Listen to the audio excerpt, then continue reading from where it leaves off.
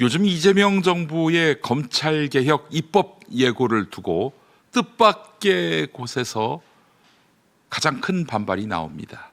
보수 야당이 아니라 이른바 친문재인 진영입니다. 김어준 총수 그리고 조국혁신당을 비롯한 일부 진보 진영 인사들이 검찰청 부활이다, 개혁 후퇴다 이렇게 날을 세웁니다. 네, 다른 사람은 모르겠습니다. 그러나 적어도 친문재인 진영은 돌을 던질 자격이 있는가? 문재인 정부 검찰개혁은 실패했습니다. 굴욕적이고 참혹한 실패였습니다. 그런데 이건 논쟁의 대상이 아닙니다. 윤석열이라는 괴물이 어디서 왔는지 우리는 모두 알고 있습니다. 그는 하늘에서 떨어지지 않았습니다. 문재인 정부 시기 검찰개혁이 좌초된 바로 그 자리에서 자라났습니다. 그래서 지금 필요한 질문은 이재명 정부의 개혁안이 충분한가 이전에 검찰개혁을 가장 크게 실패한 쪽은 과연 무엇을 반성했는가입니다.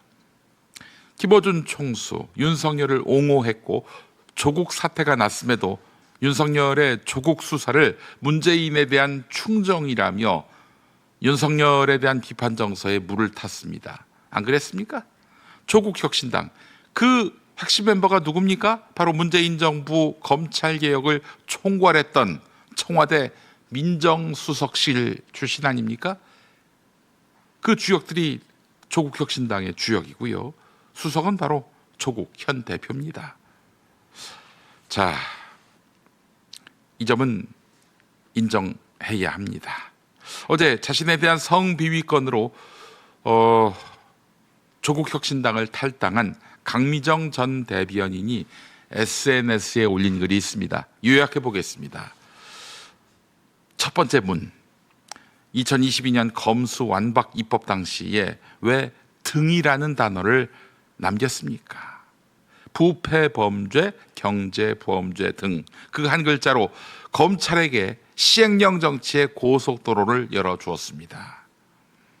그러니까 부패범죄, 경제보험죄 딱 이렇게만 했으면은 그것만 수사할 수 있게 하는 건데 등을 넣는 바람에 그냥 아무거나 다 수사할 수 있게 만든 거예요.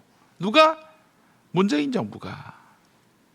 170석이 있었습니다. 법은 끝까지 밀어붙일 수 있었습니다. 하지만 헌법소원, 위헌 프레임, 중도층 눈치, 언론 반발이 두려웠습니다. 그래서 타협을 선택했고 그 타협이 바로 패배였습니다. 자, 두 번째 문, 왜 별건 수사를 법으로 차단하지 않았습니까? 별건 수사는 수사기법이 아니라 정치기술입니다. 한 사람을 잡기 위해 주변을 털고 관계를 확장하고 여론을 만들고 정치를 파괴하는 방식입니다. 대표적 피해자 바로 조국 현 대표 아닙니까? 그런데 당시 집권 세력은 말했습니다. 영장주의로 충분하다, 관행은 나중에 고치자. 그 결과 검찰은 여전히 하나 걸리면 전부 털고 주변까지 확장하고 정치화하는 권력을 유지했습니다. 그 피해를 기소당한 문재인 전 대통령도 당하고 있지 않습니까? 이야, 권한을 갖고 있을 때 왜 쓰지 못했나요? 세 번째 문, 윤석열 검찰총장 시절 왜 특수부가 검찰 인사를 장악하게 놔뒀습니까?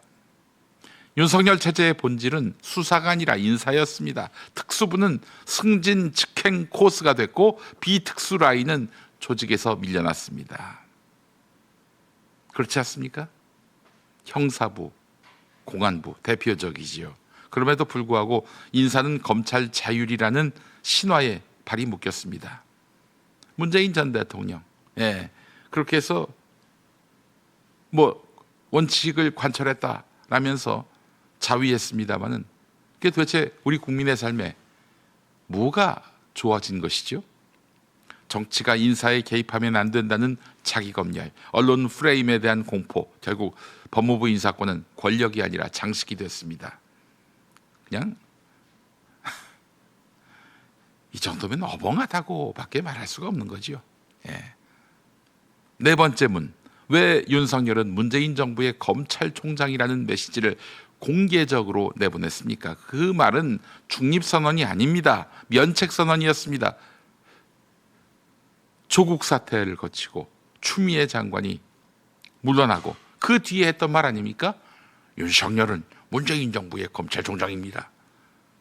그 순간 윤석열은 정권 내부의 위험 요소가 아니라 정의의 집행자로 격상됐습니다. 누가 시켰습니까? 문재인 전 대통령님 한번 말씀해 보세요. 누가 시켰냐고요? 문재인 정부의 검찰총장이다 이 말 하라고. 침묵이 아니라 발언이 칼이 되어 돌아온 순간이었습니다. 다섯 번째 문, 왜 윤석열의 사표는 받지 않고 추미애 장관만 떠나게 했습니까? 정치적 파장을 감당할 자신이 없었기 때문입니다. 그래서 문제를 제거하지 않고 문제를 제기한 사람을 제거했습니다. 그 결과는 무엇이었습니까? 윤석열은 살아남아서 대권으로 직행했고 적대적인 정당으로 건너가서 말입니다. 검찰은 우리를 건드리면 정권이 흔들린다라는 학습 효과를 얻었습니다. 그 순간 검찰개혁의 의지는 무너졌습니다. 이 다섯 개의 문, 다섯 개의 실패에는 공통점이 있습니다. 권력이 없어서가 아니라 권력을 사용하지 않았다는 점입니다.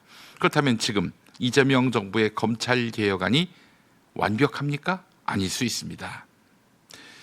봉욱이 끼어들어서 여러모로 찜찜합니다. 비판할 지점 분명히 있습니다. 그러나 한 가지는 분명합니다. 검찰개혁을 가장 크게 실패한 진영이 자기 성찰 없이 개혁의 진정성을 재단할 자격이 있느냐 하는 점입니다.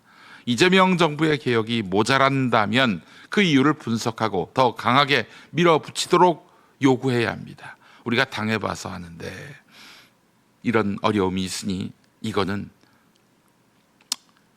그냥 다시 주머니에 넣으시면 좋겠습니다 라고 조언하면 되는데 지금 벌어지는 일은 우리는 그래도 시도했다라는 도덕적 면책 위에 올라선 책임 회피에 가깝습니다.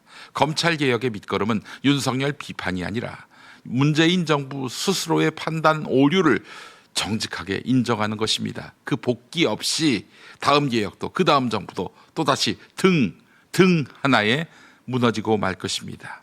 지금 시비를 걸기 전에 먼저 열어야 할 문이 있습니다. 자성의 문입니다. 그 문을 열지 않는 한 어떠한 개혁 비판도 공허한 메아리에 그칠 뿐입니다.